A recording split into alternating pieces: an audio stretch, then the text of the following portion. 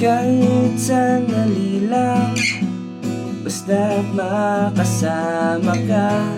Kahit mamaya-maya lang, ako'y uuwi na. Hello guys, welcome sa ating video tutorial, and for today's video ituturo ko yung kantang Nakauwi Na by ang Banda Shirley, no? So shoutout nga po pala kay Miss Ira Landicho. Siya po yung nag-request ng song na to, no? So shoutout po sa iyo Miss Ira, maraming salamat sa inyong support, no? So umpisa na po natin siya sa intro at mga chords, okay? So ang mga chords natin para sa intro ay A. A sus 2 guys, pero tawagin na lang natin siyang A, okay? So dito siya sa may 4th string, ito naman ay sa may 3rd string. Yan. Tapos ay G sharp minor. So G sharp minor, usog lang natin siya ng 2 frets, 1, 2. Tapos ipitin lang natin siya dito guys ng thumb natin, yung 4th fret na 6th string. Okay? So ayan yung tunog niya. Open yung 2nd string at saka yung 1st string, no? So guys, papadaliin natin ng sisimplihan lang natin guys yung mga chords natin para mas madaling makuha ng mga beginners, no? So ganito siya, G sharp minor, okay? Tapos ay F sharp minor. Ganito. So, dito yung G sharp minor na usog lang natin siya pababa ng 2 frets. 1, 2. Yan, naka F sharp minor na tayo, no? Para siyang A, nilagyan lang natin siya ng, nipit lang natin tong 6 string. Yan. So, chords natin sa intro ay A, tapos G sharp minor, tapos F sharp minor, tapos G sharp minor ulit. No? So, bali 2 times natin yung ulitin, tapos ay magkakaroon na yan ng E major 7, no? So, ganito E major 7 natin. So, pag pinadali natin siya, ay ganito na lang, no? So, para kang naka-A dito sa 2nd fret, inusog lang natin ng 2 frets. Yan. 1, 2. Yan. So, dito siya sa may 4th, 3rd. Ito naman ay sa 2nd string. Yan. Yan. So, guys, kung istramin nyo siya pababa, guys, i-mute nyo yung 5th string. Yan. Ganyan na yung magiging tunog niya, no? So, parang ano to guys, yung chord na to ay E major 7 sus. Ayan, parang ganyan, di ako sure, pero ayan na lang, para mas madali guys, para mas hindi na kayo magganito, no? Ayan. So, may plucking yan guys, ganito yung plucking niya. Yung plucking niya, dito nga pala yan ha, so may, nasabi ko na pala. So, ganyan. Tapos, plucking niya ay 1, 2, 3, 1. So, ganun ha, so, isang strum down pa baba, tapos 1, 2, 3, 1. So, ganito yung tunog niya, no? Down, down, 1, 2, 3, 1. Yan. So, kung kaya nyo rin yung ganito, guys, yan. So, dito, ilagay nyo lang ito dito sa may 4th string. Yan. Mas maganda yung tunog, no? Pero kung mas nahihirapan kayo sa ganyan, ito na lang. Para 1, 2, 3, 1. Okay? So, ganun ha. So, yung strumming pattern natin dyan para sa intro ay tagi-isang down lang bawat chords. Yan. Okay? So, ito siya, no? 1 and 2 and 3 and 4 and 1 and 2 and 3 and 4 and 1 and 2. So, ganun yung counting niya, no? So, samplean natin, guys, yung intro na may kasama siyang kanta. Okay? So, bakit kailangang malungkot at umiyak? Bumabagal ang iyong mundo, bumibigat. Yan. Tapos ay mag-E major 7 na tayo, yung ganyan. Yung plucking. 1, 2, 3, 1. 1, 2, 3. Bali 4 times yan guys, no? Yung 1 yan ay ganito. 1, 2, 3, 1. Yun na yung una. Yung pangalawa, 1, 2, 3, 1. Yung pangalawa. Yung pangatlo, 1, 2, 3, 1. Pangapat, 1, 2, 3, 1. Yan. So, ganun siya. Bali 4 times yon. Tapos ay papasok na yung verse natin doon, no? So, mga chords natin para sa verse ay B. Yan, yung ganyan. Dito siya sa may 5th string. Ito naman sa 4th. Ito naman ay sa 3rd string. So, guys, laging open to ha. Yung 2nd string tsaka 1st string. Yan. So, kung nahihirapan kayo guys sa ganyang B, pwede rin naman yung ganito na lang para mas madali. So, strumming nyo na lang yan. Lahat yan. So, parang isus na to. Yan. Pero parang magkatunog din naman siya guys. Yun. Pero kung kayang-kaya nyo to guys, ito yung gagamitin nyo. Ayan, B sus. Ayan. No? So, pili na lang kayo guys kung ano. Pero guys, tawagin na lang natin siyang B ha, yung ganito. Okay? Ganyan, no? After nyan ay C sharp minor. So, C sharp minor, di ba ganyan? Ganyan. So, ganito na lang natin guys. Ipitin na lang natin siya dito. So, para kayong, di ba nakaganyan kayo, naka B. So, lagay lang natin dito sa may fifth string yan. So, ganyan. Open yan. So, lagay lang natin siyang ganon. Okay, so strumming lang natin magmula fifth hanggang first string, no? Yan. Okay, so bali yung B, dalawang B yan. So, strumming pattern natin ay ganito, no? So, madami siyang down, up. So, ganito siya. Down, down, up, down, up, down, up, down, up, down, up. Yun yung una. Tapos, pangalawa, down, down, up, down, up, down, up, down, up, down, up, down, up, down, up. So, ganun ha. So, parang ganito siya. Down, down, up, down, up, down, up, down, up, down, up, down, up, down, up. Tapos, pangalawang B, down, down, up, down, up, down, up, down, up, down, up, down, up, down, up. So, ganun. So, parang dinodoble natin yung bawat chord. Tapos, lalagay lang natin yung index finger natin dito sa may fifth string. Down, up, down, up, down, up, down, up, down, up, down, up. Tapos, ulit. Down, down, up, down, up, down, up, down, up, down, up, down, up, down, up. So, ganyan yung mga strumming natin, tsaka chords, no? So, guys, unahin nyo lang yung ganun. Down, down, up, down, up, down, up, down, up, down, up, down, up, down, up. Tapos, ulit. Down, down, up, down, up, down, up, no? So, pag nakuha nyo na yan, guys, ganyan din yung strumming pattern natin para sa chorus, no? So, pag nakuha nyo na yung ganyang strumming pattern, makukuha nyo na rin yung doon sa chorus, okay? So, sample na natin, guys, yung verse 1, ha? So, nakatitig sa wala, C sharp, malayo ang tingin, tuyo na ang luha, sa lamig ng hangin.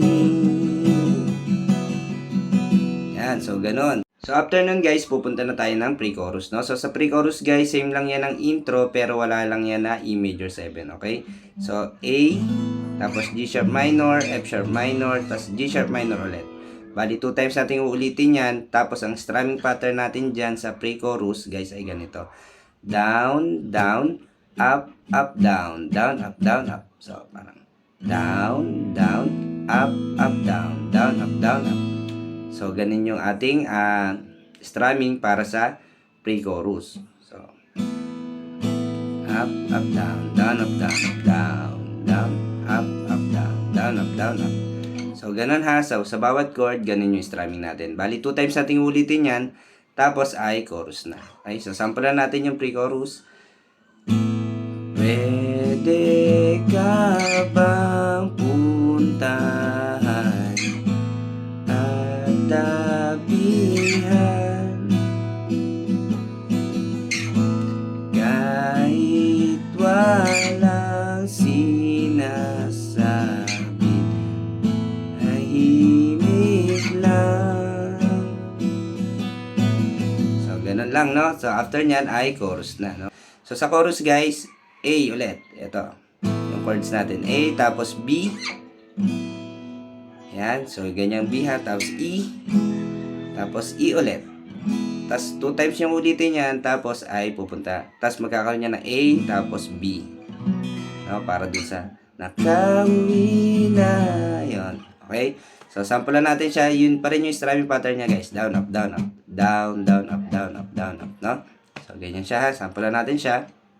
Ang may kasamang kanta. Okay?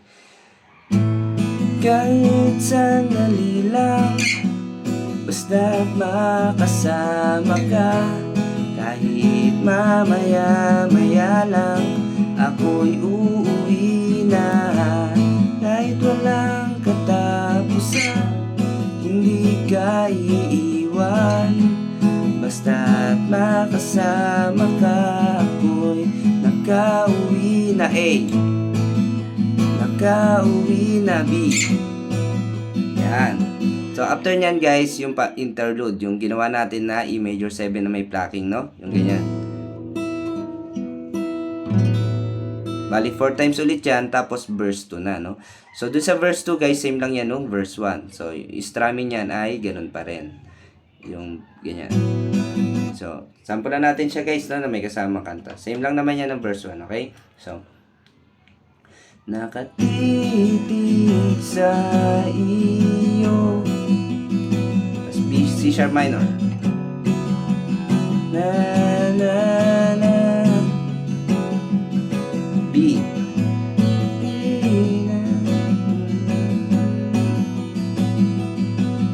C sharp.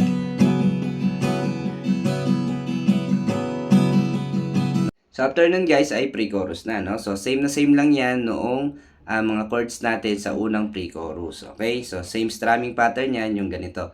Down, down, up, up, down, down, up, down, up. Ha? So sample na natin siya 2 times ulitin, ha. So A, G sharp, F sharp minor, and G sharp. Okay? So pwede bang tumira sa iyong kaharian? A ulit. Na na na, F sharp, I, G sharp, F sharp, G sharp. Yan. So, after nyan, ay chorus na, no? So, dun sa chorus, guys, same lang din yan nung unang chorus natin. Pero, nadagdagan yan nung E at saka B sa huli. Okay? So, nagkaroon siya ng EB kasi nadagdagan din yung lyrics niya ng, yung parang, nakauwi na. Tapos, nag-B yan. Okay? Yun lang yung nadagdag dyan, yung E at saka B. Yung strumming pattern niyan, yung down, up, down, up. Okay? So, sample na rin natin siya, ha? So, kahit sandali lang, basta't makasama ka, dahil mamaya-maya lang, ako'y uuwi na. Kahit walang katapusan, hindi ka iiwan. Basta't makasama ka, ako'y nakauwi na. A, nakauwi na. B, nakauwi na. Tapos B ulit. So after nyan ay pupunta na tayo ng bridge, no? So dun sa bridge, guys, parehas pa rin yan ng chord doon sa ating mga pre-chorus at saka intro. A, G sharp minor, F sharp, and G sharp minor. Pero dyan sa bridge, guys, medyo tahimik yan. So parang strum down lang yan, no? Yung parang di na kailangan, parang intro siya, no? So 2 times yan. So samplean na rin natin siya. Di na kailangang malungkot at umiyak, bumibilis ang iyong mundo, gumagaan. So, dun sa huling-huli, guys, lalakasan nyo na yung strum nyo. Kasi, papasok na doon yung huling chorus natin, no? So, yung huling chorus dyan, guys, yung huling-huli ay pares pa rin yan nung nahuling chorus natin. May E at saka B pa rin sa huli, ha? No? So, lalakas yung gumagaan, no? Tapos, papasok na yan. Kahit sandali lang, basta't makasama ka, dahil mamaya-maya lang, ako'y uuwi na. Kahit walang katapusan, hindi ka iiwan. Basta't makasama ka. A, uy, nakauwi na. A pa pala. Advance. B. Tapos E. Nakauwi na. Yan. Yan. So, ganun lang yun. So, after nun ay outro na. So, yung outro, guys, same lang yan nung ganyan. Yung ganyan nating may plucking. So, 4 times. So, 4 times yun. Tapos, after nun ay tapos na yung mga kanta, no? So, yun na yung ating buong tutorial ng Nakauwi Na by Banda Shardino. So, hanggang dito na lang ating tutorial. Bye-bye!